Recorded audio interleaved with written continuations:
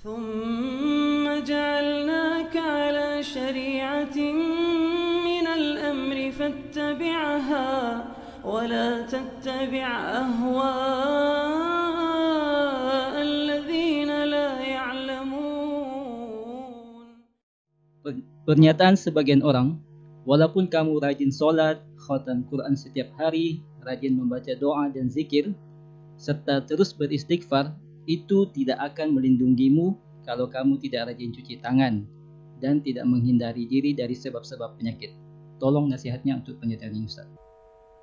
Ini dimaklum ya, ucapan yang seperti ini ada uslub yang meremehkan tawakal kepada Allah, mengambil sebab-sebab syariat. Ya, dimaklumi bahwa betul mencuci tangan, menghindarkan diri dari orang yang terkena wabah, itu dari hal-hal yang dari sebab qadariyah, dari hal yang berjalan di tengah manusia dihindari, menghindarkan. Tapi harus diketahui bahwa membaca Al-Quran itu adalah obat dan penyembuh. Al-Quran itu diturunkan sebagai syifa. Iya. Wa nunazzilu minal Qur'ani ma huwa syifaa'un wa rahmatul lil mu'minin. Kami turunkan dari Al-Quran apa yang merupakan penyembuh dan rahmat untuk orang yang beriman. Ya, demikian pula sholat, dzikir, itu adalah hal-hal yang baik. Maka jangan mempertentangkan antara takdir dan antara mengambil sebab-sebab. Kita jalani dua-duanya. Kita beriman kepada takdir Allah, ketentuan Allah, kita ambil dari sebab-sebab kesembuhan, dari sebab-sebab yang disyariatkan, dari sebab-sebab syar'iyah atau sebab-sebab qadariyah, atau sebab-sebab yang terkait dengan penjagaan kenyataan yang dilakukan oleh setiap orang. Tapi ada sebab-sebab yang memang Allah jadikan hal tersebut sebagai rahmat untuk umat Islam, seperti pada sholat, baca Al-Quran, berzikir dan semisal dengannya. Semoga Allah memberi taufik kepada semuanya. Saya seorang akhwat yang baru saya tertimpa musibah dengan meninggalnya abi saya. Jadi pertanyaan saya, salahkah saya ketika saya masih sering menangis karena merindui beliau? Dan amalan apakah yang harus saya lakukan agar hal tersebut bisa bermanfaat untuk abi saya yang sudah meninggal? Ya, seorang menangis itu nggak ada yang keliru ya, orang menangis. Itu tabiat biasa. Nabi SAW saja ketika putranya Ibrahim meninggal, beliau menangis. Beliau berkata, innal ayna la tadma wal qalba la yahzan. Sesungguhnya ain itu, mata itu berlinang dan hati sangat bersedih. Itu Nabi SAW. Iya. Dan itu tabiat manusia. Yang dilarang itu kalau dia melakukan perbuatan yang bertentangan dengan makna menerima ketentuan dan takdir Allah. Dia selalu menangis, akhirnya lupa makan, lupa minum, membahayakan dirinya, membahayakan keluarganya, membahayakan kalau dia punya anak-anak, ya. Atau misalnya dia menangis, akhirnya kecapean, kadang terlambat bangun sholat dan seterusnya, itu memasukkannya ke dalam hal yang diharamkan. Tapi kalau sifatnya tabiat itu nggak ada masalah. Dan bagi seorang anak harusnya di kondisi yang seperti ini, dari berbakti kepada orang tua, diperbaiki keimanannya kepada takdir. Karena kesabarannya dia itu amalan saleh dan itu bermanfaat untuk orang tuanya. Karena seorang anak itu hal yang tersisa bagi orang tuanya di dunia ini, dari amalan salehnya mengalir untuknya. Karena itu dia perbaiki dirinya, dia menjadi orang yang saleh, orang yang baik. Dia belajar agama supaya dia tahu pintu-pintu ibadah, bagaimana cara beribadah kepada Allah, bagaimana cara dia berbakti kepada orang tua. Kemudian dia melakukan dari ketaatan-ketaatan di dalam hidupnya agar supaya itu juga menjadi kebaikan untuk orang tuanya. Karena anak itu hasil dari jerih payah orang tua.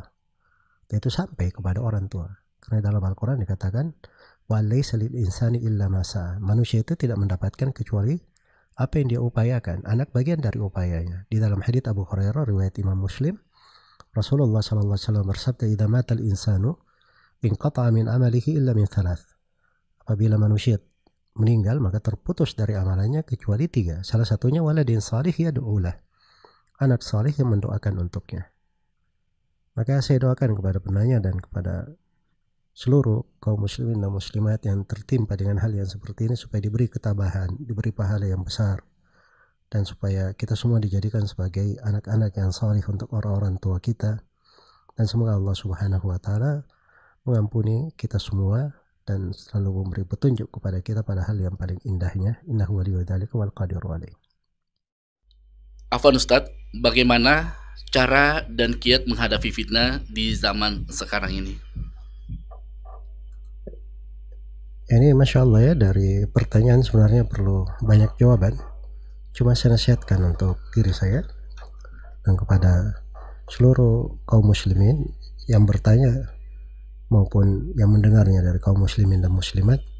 Yang pertama, supaya kita bertakwa kepada Allah, karena itu adalah jalan keselamatan. Kemudian yang kedua, kita menjaga lisan kita, tidak berucap kecuali yang baik dan selalu menempatkannya dalam ibadah kepada Allah. Kemudian yang ketiga, kita banyak menyibukkan diri kita dengan hal yang dicintai dan diridhai oleh Allah Subhanahu wa taala. Kemudian yang keempat, hendaknya kita banyak menangisi dan merenungi dosa-dosa kita dan kesalahan kita.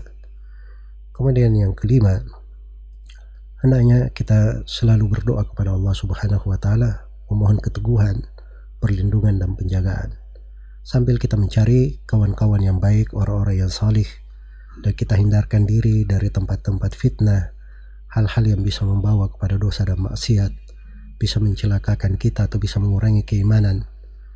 Maka ini sebagian dari hal yang mungkin bisa dijadikan sebagai dasar pijakan untuk kita semua. Semoga Allah Subhanahu wa taala meneguhkan kita di atas keimanan dan menjauhkan kita semua dari segala fitnah, dan menghindarkan kita semua dan menjaga seluruh pemimpin kita di negeri ini dan seluruh masyarakat kita semua dan negeri ini supaya dijaga di atas kebaikan, dijauhkan dari segala keburukan, dihindarkan dari dosa-dosa dan maksiat yang merupakan sebab terjadinya musibah dan petaka.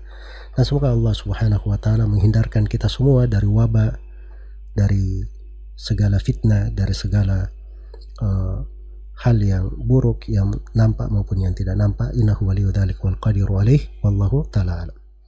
Ustadz, bagaimana caranya menanggulangi suatu masalah di lingkungan masyarakat yang dimana lingkungan tersebut terdapat minuman keras, rokok, dan hal-hal haram yang lainnya, dan kita sudah menasihatinya tetapi mereka malah mengelak-ngelak? Apa yang harus dilakukan, Ustadz?